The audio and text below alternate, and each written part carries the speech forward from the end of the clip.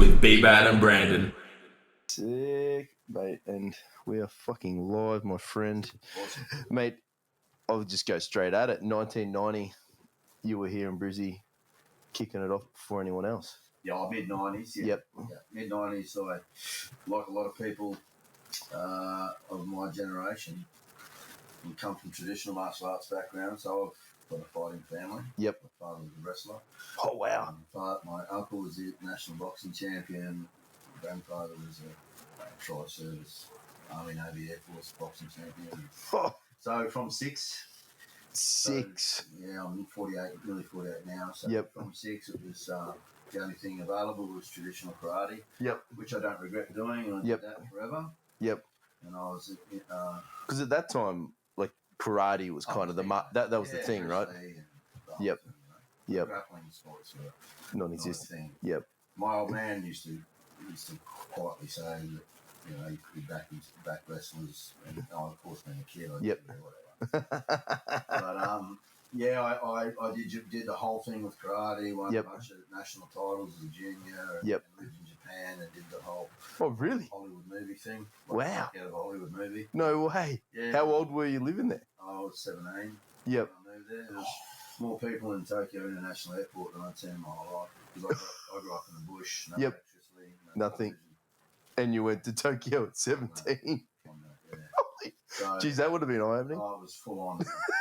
I got to train at Japan's top sports karate university. So some people karate cops a bad rap, but these guys they were legit. These guys are legitimate. They're all missing their teeth and shaved heads. Hard dudes. Very hard. So I did a couple of years there, but anyway, getting back to the whole start with grappling, and there's very many people have got the same story that are Australian. Or American for that matter. I joined the services. I was in the army. And I was on post in Malaysia. And I brought, and so many people got this. So I brought UFC 1, 2, and 3. Classic. On VHS. Yep. And we watched them. And everyone, all the boys are hanging around, we're watching it. And I promised myself, just like a lot of other guys, I'm trying all the striking at all day. And there was not even, I was posted in Sydney, so I actually did judo. I couldn't find any jiu-jitsu. Where would you? Not like you could Google either. No, so I did judo.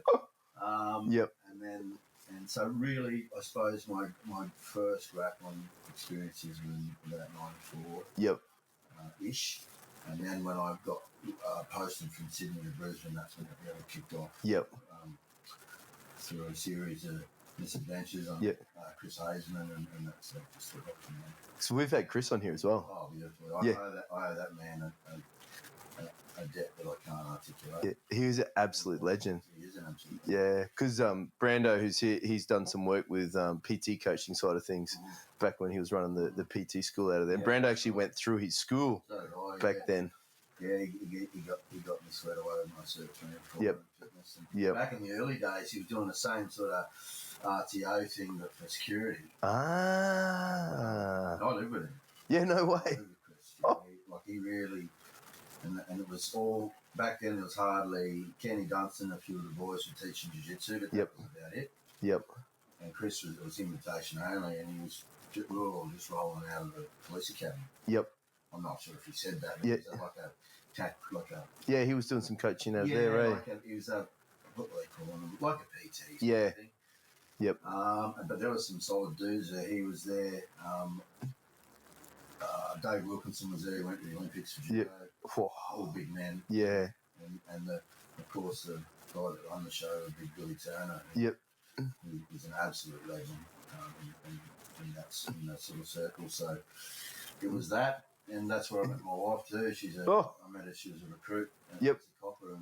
And so those early years were the same sort of thing. Saw the UFC and went, and remember ringing the old man going, now on me. I didn't know. Yeah, what's this martial art? You didn't tell me about this one. But it came full circle. We can talk about it later. But obviously striking is came back into its own now. But absolutely. In those early years, there was no sports jiu-jitsu. If you did grappling, and I didn't really take up BJJ in earnest until the late 90s. Yep. So the first couple of years, you would say Chris's background is really the Japanese jiu-jitsu from his father. Yep. And because he trained a lot in Japan, we were on contract in Japan, followed together. Oh wow! Yeah, so geez, that'd been an adventure. Japanese was like the catch wrestling. Yeah. So really, my lineage initially was all that catch wrestling. Yep. Yeah. Wow. So I still, there's a lot of that in me still. Yep. You know, I've focused on jiu-jitsu for the last 25 years. When you got to do your first like grappling sort of class, did it kind of blow your mind a little bit about what could be done with that? For sure. Look, because a lot of people with jiu-jitsu will say, "Oh, I got beaten by," and it's true, that does happen. Yeah. It's such a humbling experience to get beaten by someone half your size. Yeah. But, mine was unique because it was at the police academy. These men weren't little. They weren't little either. Gorillas. Big fuck. Like Billy Turner was, I don't know, 125. And that he's still kicking around, and he's an absolute legend. Yep. You could spend 24 hours talking about old school stories of Billy Turner. Yep. Yeah, he was come from a judo background and played a lot of high-level international rugby. Yep. For Scotland, and just a man. So anyway, there was him, Chris Hazeman, all the cert police, yep. Real fit alpha male. Yeah, all. So I come in as a 22-year-old kid. Just thinking, all right. And so it wasn't like I got beaten by a little. There was you got mauled. Mauled by men. By grown men. I was just a kid. So it wasn't the normal, I got beaten by a guy half my size and I didn't understand. Yep. So they had a technique, plus they were monsters. Plus our animals in themselves. Yeah. Physical specimens, all of them. Jesus. And then that was it. You're like, fuck, I need this tool. Yeah. I need to know how to do it. Yeah. So, and I within space of 6 or 8 months, I was immersed into it. Yeah, and I was holding my own against these sort of guys. Yep. Quickly, but I've dedicated almost daily practice to martial arts. Really, from the old standard 2 to 3 days a week sort of thing. Yep. It was only from age 6 till probably 14, and it's been daily ever since. Consuming since. Yeah, probably a little bit backed off a bit first year or so in the army when you get through basic training. But it's been a daily occurrence. What was the fight scene like back then? Like for when you did like your first sort of fights and stuff? Yeah, different. So now jiu-jitsu's morphed into its own thing. Which, jiu-jitsu's got 2 camps, right?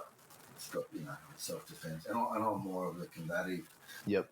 You wouldn't come to me if you wanted to be a sports jiu-jitsu champion. Yeah. Because when I was going through it, how would I put this? Grappling was a direct feeder system to fighting. Yep. You didn't do jiu-jitsu for sport. Yeah. To fight. Yeah. And most of the MMA and the NHP used to be called back then. Most of them were grapplers. Yep. So people, the demographic would be grappling wasn't as broad as it is now. Yeah. It was all hard-headed, John Danaher talks about it a lot on his podcast. Like whenever he talks, like when he started, they were either law enforcement or bouncers or gangsters. Yep. They just trained at different times. And they were there. They were learning because they were going to use it in a fight. In some way. Yep. Either professionally or in their occupation. Yeah, they're still professionally though, right? Yeah. They're getting paid. So it was a different time back then. It was much more tribal. Yeah. Which, is good and bad. Yep. This day and age, it was pretty like you can't go train anywhere else. It's very much like that, I imagine. Yeah, but not so much now. For the better. Yep. To be quite honest. Yep. People train. Yep. And they should be able to train with as many people as they want. Yeah, helps kind of grow the sport side of things as well. And their own ability too. Yep. Yep. So you get as much input from as many different people as you can. Yep. The early days were there's no weight classes.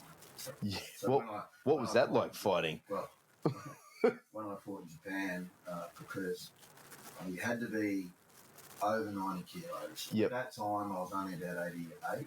Yeah. Weigh-ins, I'd weigh in tracksuit pants. Just to get your weight up? Aerobic ankle weights on. Really? Yeah. Oh, Jesus Christ. And then I'd fight someone that was 10 kilos heavier, and that's if they find a good day. I thought Hans Nyman, who was in Brisbane here, he was Dutch, he was probably, I don't know, 110. Jesus. 15. And I thought even bigger. And so my initiation to the sport, most kids this day and age would have given them away. Yeah. I just got bashed by men 10 times more experience and twice my size. And twice the size as well. Yeah, over and over and over. Because I think that's something that might be forgotten by people that follow or even loosely these days. They don't realise there was no weight classes back then. Like you just rocked up and First it was one, on. I think was a middleweight. Yeah. UFC brought in a middleweight, which was under 200 pounds. So, 89, or whatever that is, 91 kilos. Yep. Yeah. And so it was under and over that. That's it. That's it. And then just slowly over the years, it's morphed. Yeah. Yeah. But yeah, it was the Wild West back then. Yeah. And even the way we trained. Yeah. And the rules were being a bit looser or a bit different back then as well. Yeah. Well, the stuff I was doing with Chris wasn't like full MMA. It was a weird sort of setup. It was like Pancras, like what the old Bus Rutten and one used to do. Oh, yeah. But the NHB back in the early days was, it was much looser. You could elbow to the back of the head. In Brazil in particular, you could headbutt. No gloves either. Oh. But that didn't last long. The gloves come in pretty quick. Especially when in America they try to legitimise it. Yeah. Although this bare knuckle thing. There's that bare knuckle thing's kicking off, isn't it? So it's pretty hard to get, what do you call it? For it to be legitimised by boxing councils and stuff like that. Not wearing gloves. Yeah. You know what I mean? So that's why those. But really, those 4-ounce gloves sort of protect your hands, not the fighters' head. Yes, not 4-ounce gloves. You know as well get Yeah. Being punched with one of those, I imagine it's very similar to any. I haven't been punched with one, and no desire to be, because it looks like it fucking hurts, to be honest. So it's way different than it is today. But, the standard's way higher now. So, yeah. You couldn't get away with what we've got away with them now. These young kids now can do everything. They can do everything, literally. The way that we didn't know how to cut weight back in the day. Yep. It was basically rolling around, grappling on the ground, a lot of weights. Yep. A little bit of light stand-up sparring, and then away you go. But, could you go? Later on in my career, that's where I got the opportunity to go to the US. And that's what I really saw. And that's when I brought all those skills back with the team I had at the time. Yep. That's what I so everyone the gold standard for a long time. Must have been wild going from here to the States and just seeing what they were doing over there. Even that's an interesting story. Yeah. How did you land yourself over there? So I sort of fell off the radar and sort of moved to Cairns with my wife. That was her first posting in the college. Yep. And I did judo up there and just I had my own. It was my first gig at coaching at my own no-gi school. Oh, cool. Guys would do no-gi with me. Yep. Like catch wrestling. Yep. And at the time, I just bounced up there, and even that. Yep. Even that built my.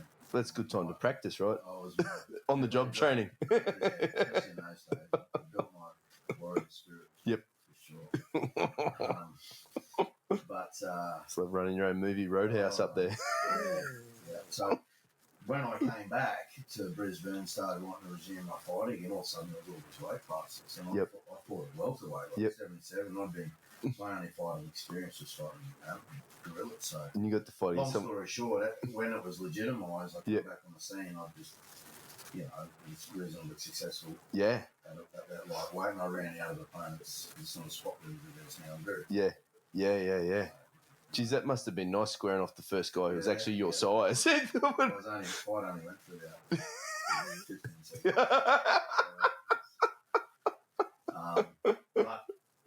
But so what ended up happening is during that time, I ended up, the comedy in itself. I ended up being Steve Irwin's bodyguard for really? best part of a decade. No way. Yeah. So wow. So I fought I hadn't fought for 12 months because I couldn't get in. I was doing amateur boxing, submission grappling comps, because that's what you had to do to stay busy. So doing all the individual aspects of combat. Whatever you could find. Yeah. And I got basically that American guy, we become friends, a guy called Joey Villasenor. He's like a Hispanic guy. Yeah. And he just knocked the floor with me. He was like 18-0 at the time.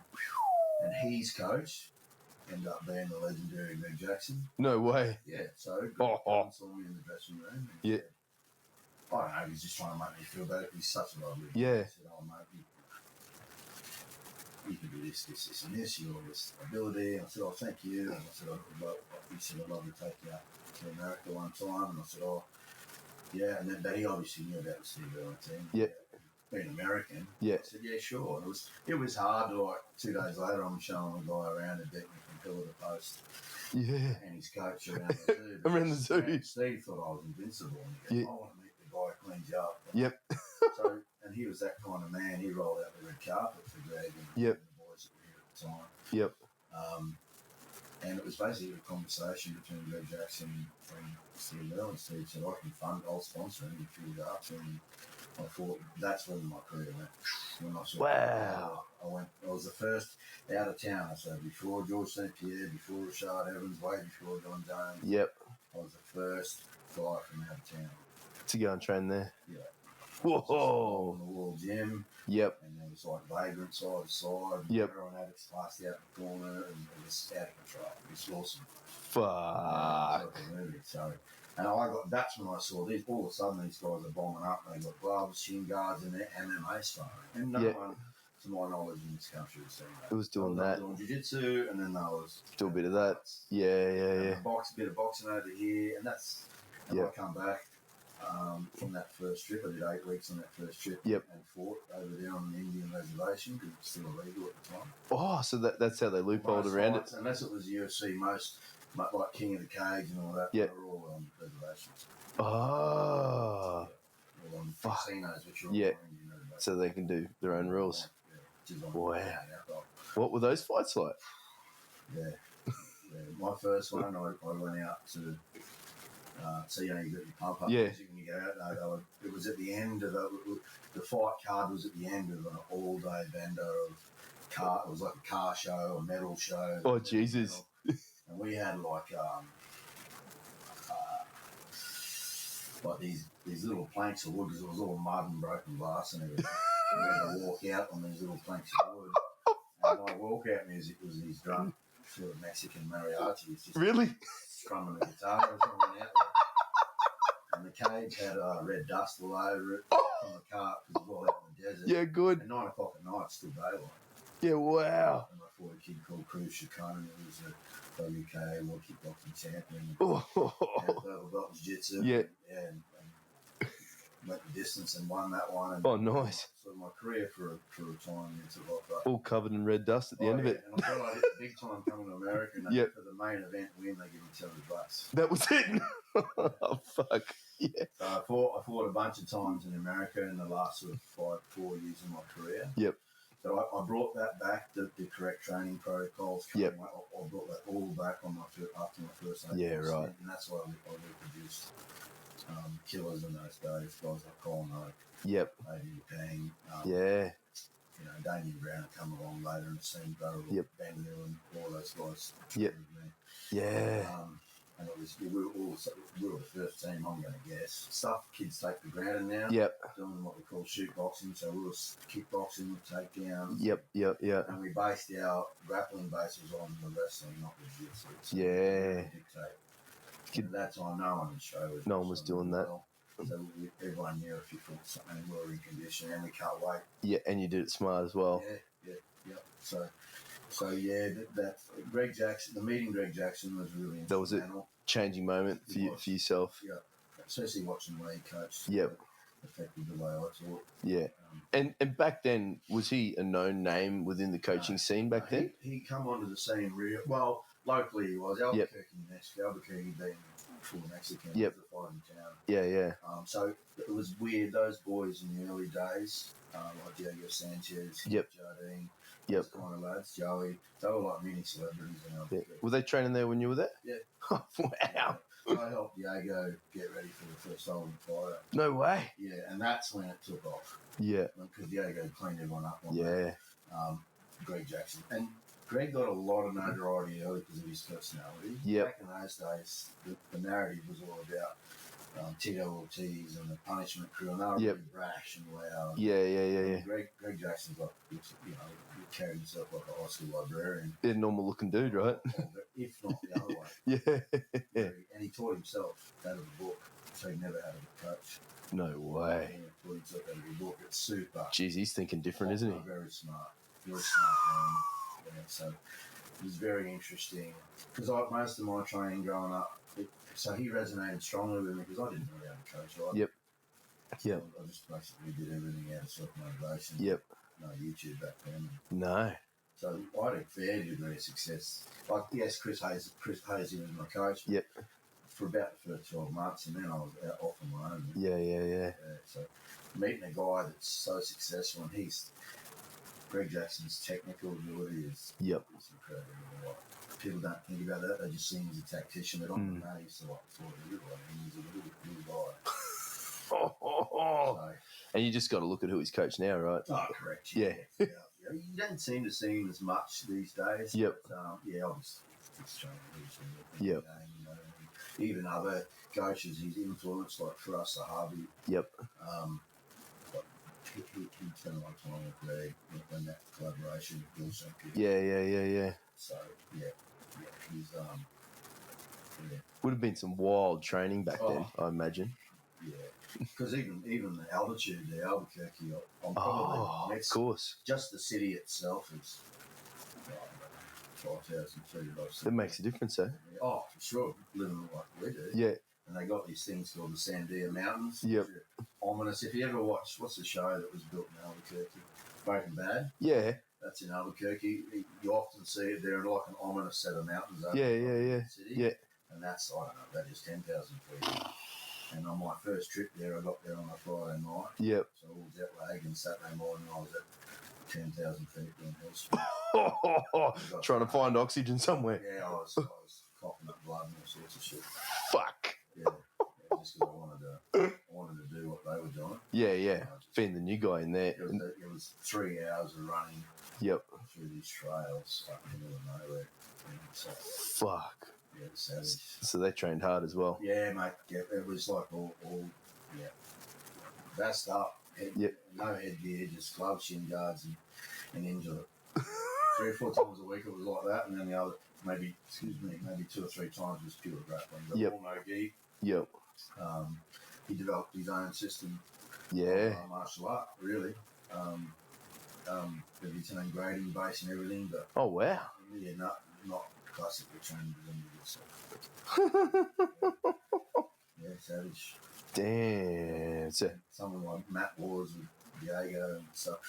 What was he like to train with? Because, like, if you see him on television, I was going to say, he's quite a personality to put it. Nutty. Yeah, nutty. And he's got one pace, mate. So it's on. I used to love watching him walk out when he was the nightmare. Yeah. He looked possessed. Before the Ultimate Fighter, he was 21-0, I think. Really? He literally run over the top of it. Fuck. But if anything, he got, people are getting on that Ultimate Fighter show now with six fights. He'd had a lot of miles in the tank. Yep. Already very experienced. Yeah.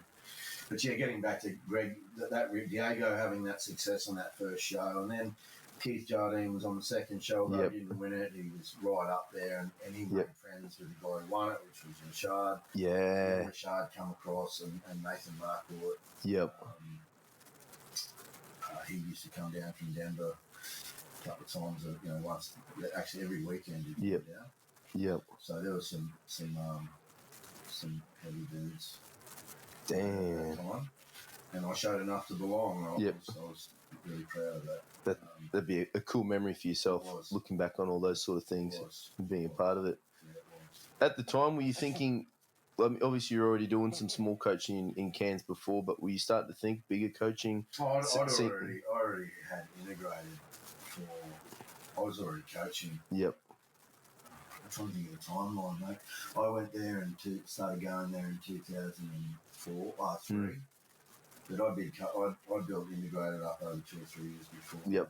And the boys were really doing well. So that's how Kyle Mate got his start. I started bringing hope because doing that security for Steve Earle, he wanted. I couldn't do all. I couldn't be there 7 days a week. Yep. And so I got college of him. Yeah. I was his boss and his coach. And, and we were training partners and all the rest of that stuff. And so I took him over, and that's how he got his start. And he's sort of he's in with Jackson's crew. Yep. But to be honest, I was already getting old by the time I went to Greg's. I was getting 30 anyway. So at that level, if you don't make it by then, I just never had those opportunities. Yeah. I never got the shot at the big show, but I did train a lot of people who got there. That's it's the next best thing, I guess. That's a cool, proud coach moment when you see that sort of stuff happening as well. Yeah, for sure. And then did you start drawing inspiration from other people and stuff you started meeting along the way to grow and build integrated as well? Yeah. Mainly was Greg's crew. Yep. But really, I was still out on my own. Yep. Not really. I just sort of worked it out as we went along. Again, it was still pretty tribal. Yeah. Those days, like I had a horrendous reputation around Brisbane for years. For years, mate. Still to this day. Don't go and train with those guys. So bloody, so all sorts of theories and rumours you get. I mean, we did train. We were infamously hard training. Like it was hard sparring on Monday, followed by a little bit less on Tuesday, and then hard on Wednesday. A tiny bit less. Yeah. And it was different. It's hard to explain. Looking back now, I can see why people sort of don't go there unless it's serious. Yeah. At the time, I thought, why do people say these things? But it was true. Yeah. We were knocking each other out all the time. And it wasn't like a mean-spirited thing. It was a warrior spirit. Yeah. Everyone's just trying to help each other get better. Yep. And if you couldn't make it, we'll see you later. Yep. So I get that now. As an older fella now, I get why people say those things. Yep. Yeah. It was definitely... since I've had people contact me saying, I used to pull over on the side of the road on the way to training and anxiety attacks. Before they got there. Should I come? Should I go? It was like this internal battle all the time. Yep. And for me, then, running the show, I just thought it was fun bashing into each other. Yeah, this is the best. How you did it. Yeah. But in hindsight, it was immature. Yep.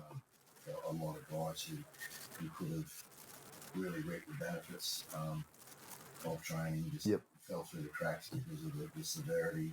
And it's not for everyone. And just the sheer, you're expected to be there 5. If you fought on Saturday, you were expected to be back on Monday. Yeah. You go again. And that was over, and that was because it was a team sport. So yes, you got to help them. Life for a long time. Yep. Weekend, probably twice a month for year in, year out for 10 years. There'd be local fights on all the time. 10 years of just going to fights, like either fighting or coaching. Yep. Who would be, hard to play favourites, but do you have some favourite guys or girls that you trained over the years that just really stood out for you? And for different reasons. Yep. For sure, Adrian Pang's the toughest human being I've ever seen. He's a savage. I got a lot of credit for training him and Kyle, but in reality, they could have trained at Charlie Chan's noodle shop, mate, more than me. They still would have been savages. So Adrian grew up in Ravel and Papua New Guinea. Yeah. So he was a savage. And Kyle grew up playing rugby league in Dubbo. Yeah. So he's a savage. Yep. Neither one of them had a flinch reflex. So they could naturally fight. Yeah. So all I did was give him a couple of pointers. And just pointed him in the right direction. Adrian in particular, his toughness. Yep. And his warrior spirit. Yep.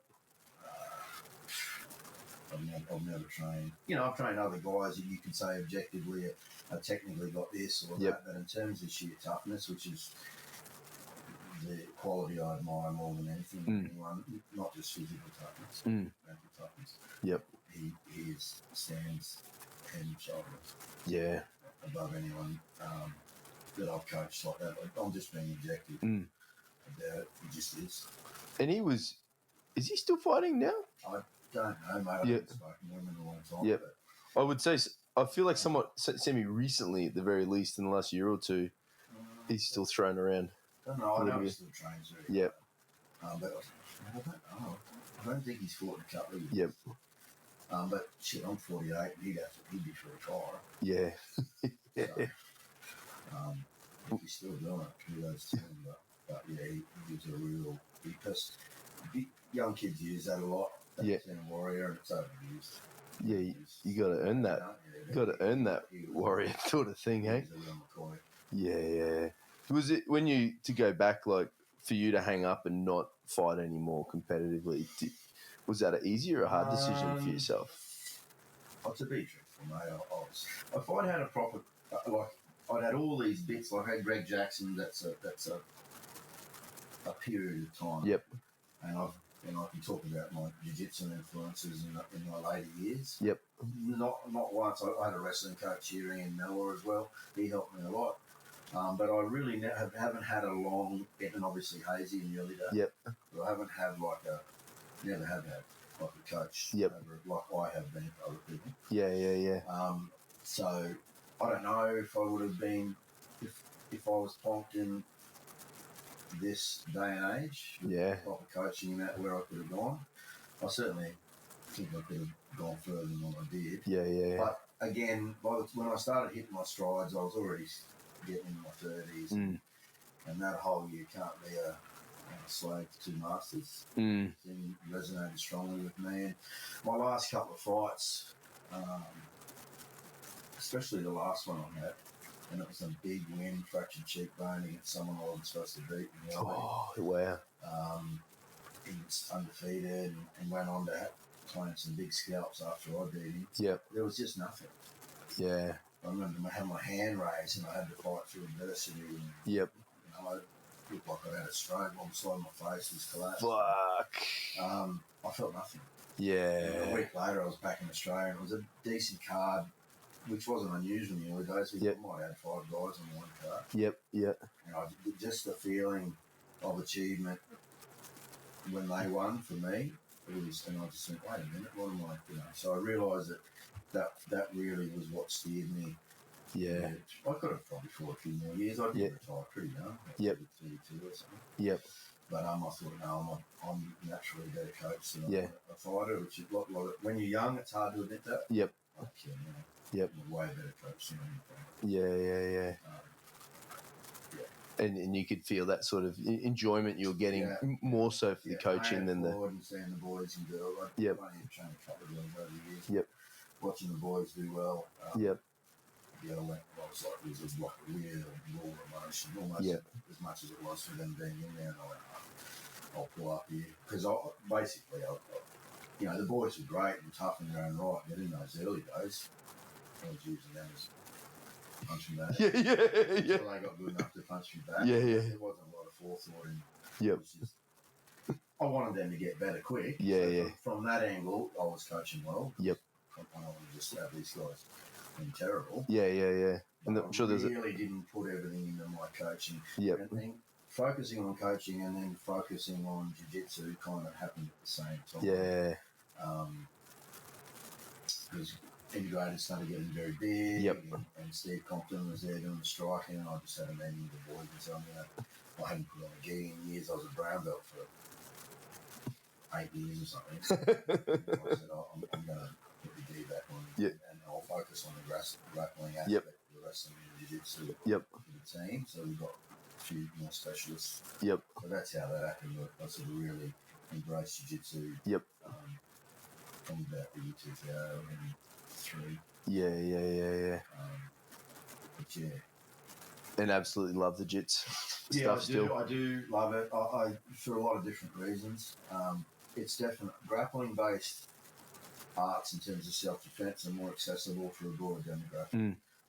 Some people might disagree, but not everyone can be a good striker. Yeah. That's a fact.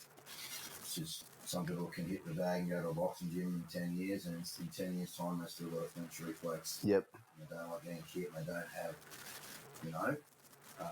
you can still get better, but especially groundwork on the mat. Standing grappling still requires, I think, a little bit of athleticism. Yeah. But on the mat, anyone can get functional with it. Yeah. So that's why,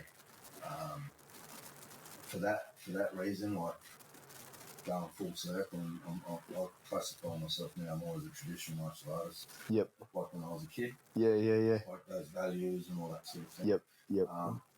Jiu-jitsu is way more, which is why it's grown so much more. Like freestyle wrestling still is as a niche sport and as small as it was in Australia 15 Yeah. as it was 20 years ago. Yeah. And it's clearly the best base for MMA, but wrestling is just too hard. Yeah. There's not much wrestling happening in Australia still. No. Oh, there's a bit in Victoria, Melbourne and Sydney and stuff because there's a bigger migrant base of Russians and Turks. And, but here, not really. Yeah, right. It really hasn't changed much. Do you think Jiu-jitsu's exploded? Yeah. Do you think that's strange? Because I think MMA's exploded, and you see jitsu's come with it, obviously as well. But wrestling just didn't didn't take off. Just don't have the culture of it. Yep. And I don't think it's a coincidence that our best MMA fighters in Australia have all come from rugby league backgrounds. Yeah, there you go. Your alpha male types in this country. Yep. That have got a predisposition to that sort of thing. Yep.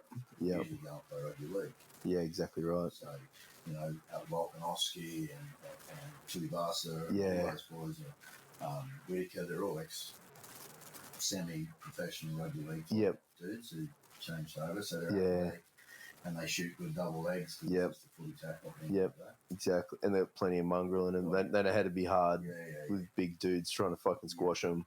Yeah. Which I think, I've never wrestled, but jits is certainly when I started, it's a little bit lighter and easier on the person. You don't. It's like a low impact version of wrestling. Yeah. So I love my jiu-jitsu, but I've definitely got a combative slant on it. Yep. So you do lean a little bit that way as well. Yeah, like you can't get a black belt from me if you shy away from being punched in the face. So you must on a weekly basis put the gloves on. Yep. So I wouldn't say I'm an MMA coach. I still train Stuart Nickel. Yep. Who's young and he's undefeated, and he's a freak athlete. He'll by flyweight. But outside of that, not all my guys are older because I'm getting older. Yep. Because of their occupations and stuff. I've always got a combative slant. So. See, I think I really like that because, I've done a little bit of jits, so I can appreciate it. I always thought if it's meant to be a self-defense martial art as well, but if you're not ever practicing how to be punched and defended, you're kind of missing the self-defense aspect. You're just learning how to pull guard. Yeah. Like for a start, if your jiu-jitsu is combat-based and your guard is not primarily designed to A, stop you getting hit, B, get yourself back to your feet or get on top, then for a start you've lost it. Yeah. So if your primary goal is to do some elaborate sweep or submission in a real fight with a and I don't even mean punches, I mean eye gouging, butting, no rules, whatever's coming. Sort of stuff. All goes straight out the window. Yeah. Straight out the window. So you use your guard to gain the top position as quickly as you can. Yeah. Even that's stylistically a big division or delineation between the two arms of jiu-jitsu, the fighting side and the sports side. Yeah. But both are you can't.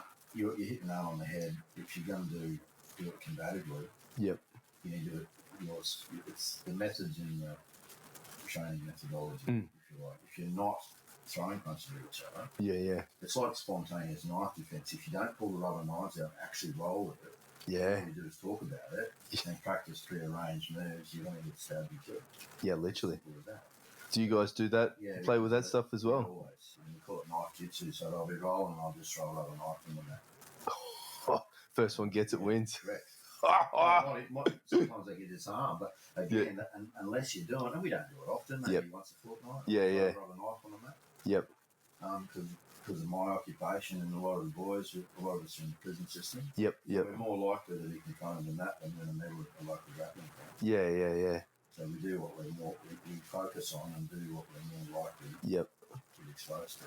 Yeah, I personally really like that because I can see jits out's kind of gone a little bit almost too far on the sports side, and some of the combative style of the stuff and self-defense aspect of it's kind of. But if you took the way that jiu-jitsu has gone now, like, and for sure the popular narrative is the sports narrative, yeah, of course. And I'm not that hardcore self-defense side. Yep. I'm under no. If Gordon Ryan was going to get in a street fight, I'm sure he'd be fine. Yeah. You know what I mean? So I get that because your best athletes are on the sporting aspect, sporting side of it, and the rest of it. Yep. It's if you always had that street sort of self-defense thing in mind and train with strikes and headbutts all the time. Yep. All the new stuff and the innovations these young guys are doing now wouldn't be there. Yeah, true.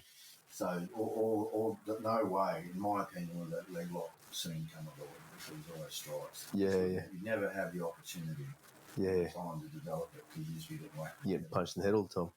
Yeah, and certainly in the gi, all these worm guards and lapel guards and all this sort of stuff. Yeah. You wouldn't have the time. Yep. Because jiu-jitsu with striking, it becomes far less cerebral. Yeah. And it becomes a lot more primal. You got to go. Yeah. So it's jiu-jitsu without the strikes and the sporting arm, but it's enjoyable. I don't make the guys strike all the time. Maybe, once a week it would be even if it's just open hand strike. Oh yeah. Yep. So it's not crazy. Yeah. But if you don't train it periodically. Yep. I think for the most part, if you're just doing, for me, the self-defense side of it is if you're a decent blue belt who's physically fit and strong, and throw a straight 1-2 and you got 1 or 2 good takedowns and you're going good. Yeah. You're safe. 99% of the population. Yeah. So the self-defense guys sort of, it's like people attach themselves to one or the other. Yep. But really, if you've got a wrestling-based jiu-jitsu game and you can throw a decent jab and slip one and not close your eyes and run away, you're gonna come out of 9 out of 10 one-on-one confrontations pretty good. Yeah. But you got that. I've had lots of guys swing by my doors over the last couple of years that are brown and black belts, and I put the gloves on them, and they flinch and shy away. And for me, as a old school martial artist, that's a terrible waste of 10 minutes. Yeah. And do you have to box 3 or 4 times a week? No. Yep. Just once a week, throw the gloves on and just get a degree of comfortability with it. Yeah, being comfortable with someone throwing something at you. Yeah, almost. You can't get comfortable by theorising anything. Yeah. It has to be in practice. You got to get uncomfortable. It's like strength training, right? Yeah. You can't theorise getting stronger unless you progressively overload under the barbell. You're not going to get strong. Dream about all the 300 kilo deadlifts I want. Take all the protein powders. Unless you're doing a bit of a linear progression and you're constantly pushing yourself, your body won't adapt. Yeah, exactly right. Exactly the same thing. Yeah, is that a humbling experience for that brown or black belt that comes down for a grapple with you guys? And that stick and really see it for what it is. I'm also had guys cop it once or twice. Hang on a minute. Which is fine. Yeah, it's fine. It's just not for everyone. It's not for everybody. Yep. Yeah. So the boys that train with me are definitely forced into those uncomfortable. That's excellent to see. And now, because I follow you on the socials, 4:30 a.m. class. Yeah. Always. Talk to me about that. That is... I'm born out of necessity. That's unreal. A lot of the guys, it does sound like, oh, wow, but most of the guys, if I said, do you want me to make it later or at night, they'd say no, just doesn't work. Crew of 20-odd blokes. Yep. And they're all family men. Yep. And once they got used to it, yep, they love it. It's part of the system. Like, put it this way, my one night class, which is Thursday, hardly anyone's there. No one's there. Because they're all either running their own gyms. Yep. So it's an interesting demographic. Your normal jiu-jitsu school, the lower the rank, yep, the more of them you get, like the triangle. Yeah. So probably the least amount probably is going to be the black belts. Yep. And then the browns, there's a few more, but Yeah. The ones you flip it upside down. So I've got, on any given day, 4 or 5 black belts. Yep. 2 or 3 browns. and I think I've only got 1 or 2 white belts. So a lot of the guys that train with me run their own schools. Oh yeah. So it's either they're family men. Yep. Or they're shift workers. Yep. Or they run their own school, and all 3 of those subheadings. Yep. At 4:30 in the morning. Suits. Them. Yeah, I love it. Yeah. So we do it. We do it that way. And then they get to do their thing for themselves, their time. Yep. And then they can go about whatever the next job is, whether it's family, work, life. They're finished training by 6 in the morning. Yep. And once you get used to it, it's the way that I love it. Yep. Yeah. Well, I got some clients I coach at not quite 4:30, but 5 a.m. And it's the same scenario. Whatever it is, they've got other things that are way more important in their life than come to the gym, but they understand the gym is important. So the only time they can do it before fucking anyone else can do it. So it's 5 in the morning. Yeah. But by 6 o'clock, we're done. They're going home. Yeah. Everyone else is getting out of bed. Yeah, that's right. Or my favourite guy at our gym, we got a dude called Scotty, and I say everyone's got to be like Scotty. He lives at Caloundra. Oh, wow. He works at Newstead, and he walks past our gym every day. Yeah. So the only way he can train, because he lives at fucking Caloundra, he gets home, he wants to spend time with the kids. Yeah. So it's like an hour or 2. Yeah. But he's not going to train after that because he's going to get up at 3 in the morning to go to work the next day.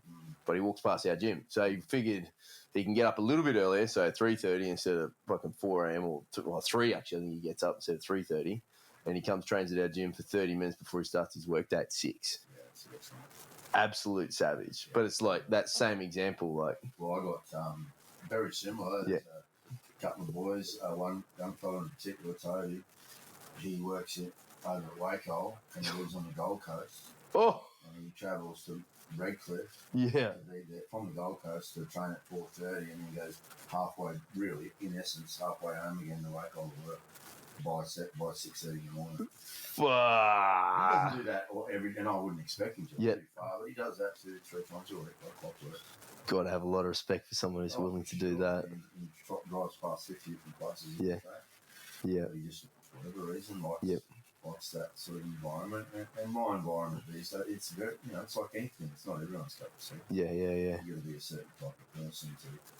It's very 1985 in the humour. Yep. We're all. There's a few of us that are disgruntled old men, so the humour's quite inappropriate. Yep. I just don't know. Like, I couldn't run a commercial gym now in the last 5 minutes. It's the humour. It's that Aussie humour that I grew up with. So if you got a mate, you just take the piss out of them every left, right, and centre. And I expect the same back. Yeah. Unfortunately, it's modernised into bullying, but that's all right. When it's between good friends, it's fucking great. It's really the cornerstone of Australian humour. Yeah. It's that self-depreciating or taking the piss out of each other. Literally. Friends. Yeah. So, for many reasons, training with me is definitely not true. Not fair. But for different reasons. In the day, it was because it was gnarly and tough and a lot of mine, probably 50% are over 40. Yep. Some are over 50. So it's more of the early morning. Yep. The particular sense of humour that was bring to the table. Yep. If you were the sensitive type, you'd be gone. That's the beauty of this great big sport now. There's plenty of spaces for you to go and play. 100%. If that one's not for you, there's you can plenty more clubs. Man buns and drink your soy lattes, and that's cool too. But there's that crew. There's a big crew of those types in jiu-jitsu. I love that about jiu-jitsu actually. As much as I get the shit sometimes with the sporting arm of it. And it looks more like full contact breakdancing. Yep. But I appreciate athleticism, and probably afterwards because I can't do it. Yep. A little bit of jealousy in there. I've been in a wheelchair. Yeah. But you get that crew, and it is a sport that the jiu-jitsu nerd thing you've probably heard 1,000 times. Yep. You're not going to have a Muay Thai nerd. Yeah. And I like that about jiu-jitsu. Yep. I've just said it a few times. The broad demographic that it can reach. Yeah. That's cool, man. Yeah. That a guy who, I don't know, insert any stereotype you want, can get a measure of toughness that they might not necessarily get. Could never have got. Yeah. In boxing, it just wouldn't be for them. Yeah. They're not the guy who played rugby league growing up. Yep. Yeah. And those are the people who need martial arts. Exactly right. Ex-football player doesn't need it. He's already a hard dude. He's going to be all right. He's already been a bunch of fights already, probably. Yeah. You know what I mean? Absolutely. So jiu-jitsu from that, I've got my own interpretation of the art. Like anyone, you do an art long enough, you earn the right to have your own interpretation of it. Yeah, you get to make your own paintings now. Surfing, it's all the same. You do it, you do you. Yep. And that, you're right. That's the beautiful thing about it. Is people can, if they don't like that place, they can go down the road. And the culture usually is driven by not just the head guy, but usually the 3 or 4 senior guys. That's typically what drives the culture. And you just try before you buy or keep going until you're happy with the culture where you feel comfortable. That's what makes people stick at things, not training the best. Yep. It's training with, if you're comfortable there and you made you feel welcome, that's usually the key indicator for what makes people stay or go with the place. You must be, if you went back in time, would you ever think that what you did is just something you really loved and enjoyed would almost become something you earn an income from? You went on to then coach lots of people and then even to see the growth it has now. Is that something you would have ever thought was the progression of it all for yourself in the game? The MMA in general? Well, for a start, I never would have thought we'd have elite level guys from Australia. Yeah. Like the Malcolm, obviously. Yeah. Top food show. Never thought I'd see that. Just because it was so grappling based and Australia doesn't have a grappling culture in terms of wrestling. I thought, no way we'll never be able to compete with the Americans who have got wrestling in their scholastic, primary school, high school, university. But I was happily proven wrong. Like in the MMA scene, it's definitely, and me and Hazy, I remember years ago, spoke about this. It'll be a guy who can, in Australia, it'll be the strikers that can make a dent. So most of our good MMA guys, in bread and butter, I mean, they're all very well rounded, don't get me wrong. But they usually are known for a striker. Yep. Obviously, Tuivasa. I trained Tyson Pedro for a while. Oh, sick. So he's a very well-rounded athlete. Yep. Potent striker. Obviously, Robbie Whittaker's a great striker. Yeah. And Volk can do it all. He's a banger too. Yep. So, I didn't think I'd see that. Yep. But, that's great. And obviously, the jiu-jitsu too. Yeah. We haven't produced any great wrestlers, but the BJJ scene is obviously very big now. There's some great guys, and obviously Craig Jones is and his former training partners in Melbourne and stuff. Yep. Fantastic, world class. You only got to type jits into Google now to see how much jits there is floating around. Yeah. It's everywhere. It's so much fun. I know for myself personally, I've got a young daughter. She's 2, and I hope, well, at least I'll let her sample some martial arts when she gets a little bit older. But I really hope jits, it'll be something she'll go and muck around with and learn a little bit. My daughter did it for a while. Yep. My son does it. Oh, really? That's how old? He's 12. He's been doing it since he was 6. Yep. But it's a different. But I might as well throw it right out there in YouTube land. It is not a choice. Yep. And some people feel that's terrible. He yeah. to do something that he doesn't want to do. But I work in the prison system and I see what the popular narrative is to change bullying behaviour, and I agree with that. Yep. But I still exists, though. I tend to lean on the side of empower your children to be deselected as victims. Yeah, exactly right. Because in the prison system, that's just full of bullies who didn't go out of it. Yeah. All the time. I got my wife on board with it. And I said, we're teaching him. Fortunately, because of his last name for him. Yeah, true that. Part of his legislation. It's part of his education. So he doesn't get to choose not to do maths or English. Yeah. And he doesn't get to choose not to train. Yeah, he doesn't have to do it the way I did it. I certainly don't wish him to be some killer. Yeah. But he does it his 2 to 3 days a week. In rugby season, he does his footy 3 times a week. He grapples twice, and out of season, he's on the mat 12 days a week. Yeah, great. But I've dragged him kicking and screaming from 6 until only probably 12 months ago. And now he just, it's like brushing his teeth. Loves it. Yeah. He doesn't love it, but he doesn't hate it. Yeah, that's good. Yeah, well, we got training tonight. Yeah, good. let's some say. people say that's terrible. You're forcing him into something he doesn't want to do. Yeah, but you're teaching him some skills that he won't realise how important it is until maybe later. Both my kids are outstanding children. Yep.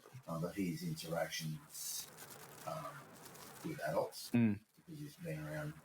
Yeah. Like men's men. Yeah. Time. Like the guys in that garage are all men's men. Yeah. Like when he shakes your hand, looks you in the eye. Yep. Sort of old school stuff. His people skills around adults. Exceptional. Yeah. So he's learned a lot more than jits, and he realises. Sure. Is it a proud dad moment to be able to be teaching him some stuff as well? Yeah, I don't actually. I send him to Stuart Nichols. That's awesome. Yeah. So that's at Bros at Redcliffe. Yep. Stuart, he's fantastic. His kids' classes are great. Yep. He's a big kid, so he's doing adults classes now. He's 90 kilos. Oh, yes. Jesus. He's sick. Fuck, he'd be a weapon on the field. He likes to run hard. Jesus. But yeah, so I have him that old saying, it takes a village to raise a child. Yep. He'll quite often after training in the morning, the boys will take him to brekkie. Yep. And I won't go. That's unreal. Goes with the other grown men. Yep. And shoots the shit and they shout him back in the ends. Yep. Oh. Yeah. What an opportunity to grow up for the young fella. Yeah, martial arts hitting him out for him when he's the last. Yep. Not for him, just for the. Like, and it's neither of my kids are, to my knowledge, they don't remember being bullied. Yep. I say, my son, do you get bullied? He goes, please. Really, but not a bully himself. Yeah. But a really pleasant disposition. Yeah. Which he obviously got from his Yeah. mother. Yeah. I think having that background like that, and then it's the other things that you learn through doing martial art with respect and mixing with older people and grappling in particular, like boxing and Muay Thai, you can kind of hang out, watch the bag and skip and do exercise for fitness and look the part and not really be the part. But grappling, you can't just go around and go, I'm just going to do armbars and never roll. Some people, like the Gracie camp, they've got, a lot of them do a period of time where you don't roll. Like right. Long, usually 2 months or 3 months. So you just right. learn technique. Yeah. And I'm not against that, but I'm of that school. In the first day, you're doing it. You're getting smacked. Yeah. And you're doing some type of aliveness in your sparring. Yeah. Grappling's very good because 99% of the time you're trained, you don't know what your opponent's trying to impose on you. Yeah. And you're trying to impose your will on them. That's why it's so effective. There's not a lot of time practicing stuff in front of the mirror or hitting the bag. All those things I'm not diminishing, by the way. The grappling, right from the get-go, you're forced to ask questions of yourself. Yeah. That's why it's so hard to get people to do more than that first couple of years. Yeah, there's a bit of a nutrition rate there, isn't there? Yeah, because they just go, I just can't. It's not for them or the rest of it. But the grappling in particular, or any grappling sport, judo, wrestling, they're all saying you are against a live resisting opponent. A large portion of the training. So that humility thing you talk about. I'd love to say all martial artists are like that, but that's not the case. All of them are humble. But the grappling in general, I think, because you cannot get good at it. You can appear to be good at Thai boxing, without ever having a fight and ever really been tested. Yeah. And wear the shirts and singlets and stuff. Just wear the shorts out at the pub, make sure you look like it. But grappling, you cannot go through that rank system. Like judo, if you're under 35, I think, you must compete to get belts. I like that. So you have to compete. Yeah. Points. So if you beat a guy above your level by Ippon or full point, you get a certain amount of points before you go to your next grading. And so because there's no way you get to black belt in judo or even judo without being crushed. Yeah.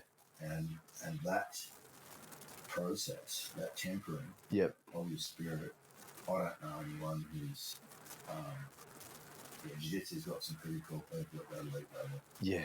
Oh, but there's some you can't get on with everybody. Yeah. Just that peculiar sort of training methodology of being bashed and picking yourself back up off the ground being bashed, and then you have success, and then you get crushed again. Yeah. A world class 22-year-old blue belt come and train with me now. He what not before, absolutely no doubt. Yeah. Jiu-jitsu forever, or produce 15 black belts. And, but if a young kid in his athletic prime, that's one of the cool things of the sport, right? I don't care. I would have cared in my athletic prime. You're like, motherfucker. Good on you. Show me that trick you just did. So that does. If you're training correctly, there's always someone around the corner. Or even someone you can sleep on someone and get done. One of the boys can catch you. Slipping. So that's not everyone's got that in their life where they have an activity that forces them to go into some deep dark places. Try and you kind of find out who you are when someone's fucking smashing on top of you. For sure. Even just having someone lay on you and not be able to breathe properly in close proximity. Can't move. Not doing that anymore. No. Too many video games, bro. Now, I'm going to hit you with 10 questions. They're incredibly random. There's absolutely no plan to them. You're Neo on the Matrix. You can have the red pill and find out the truth, or the blue pill and continue not knowing. What would you like? Truth. Lovely. Favorite lunch item? In Japanese. Yum. What movie would you like to live in? I love movies, so that's a bit of a difficult one. Apocalypse Now. Yes! That'd be fun. No one's ever said anything like that before. Apocalypse Now is an all-time great war movie. I'm not a warmonger by the way, but just that whole 60s, 70s feel, and the Apocalypse Now in the middle of the jungle. That's a movie. Man. Absolutely. Best advice ever given? Bit cliche, probably, but trust the process. Respect the process and focus on the process, not the outcome. Well, I like that. What question would you ask your pet? Question to ask my pet? Who's your favourite, mum or dad? Yes! Cake or a pie? Pie. Board game or card game you're really good at? Is chess a board game? Yeah. Board game. Chess, no doubt, plays jiu-jitsu as well. What a character. That's a bit cliche. Kinetic chess. Yep. But board games. Love it. Next tattoo? I don't know if I'll get another one. Done for now. Done for now, I think. Favourite pizza?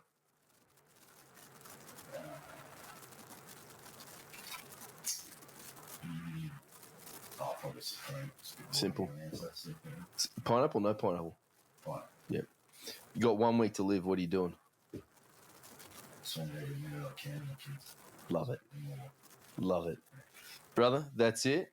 I appreciate you coming on. Mate. Thank you. Now, if people would like to find you, find out more about you, your jits, anything to do with you, where do they find you, or are you in hiding? I am in hiding. I don't do Facebook or anything. Yep. But Higo Jitsu on Instagram. Yep. And you can shoot me a message. But I've got my crew of guys, and I do the odd seminar here and there, but I'm not in the thick of it like I used to be. Yep. But you can see me there. It's not really a jiu-jitsu page. Most of it is. Some of it is.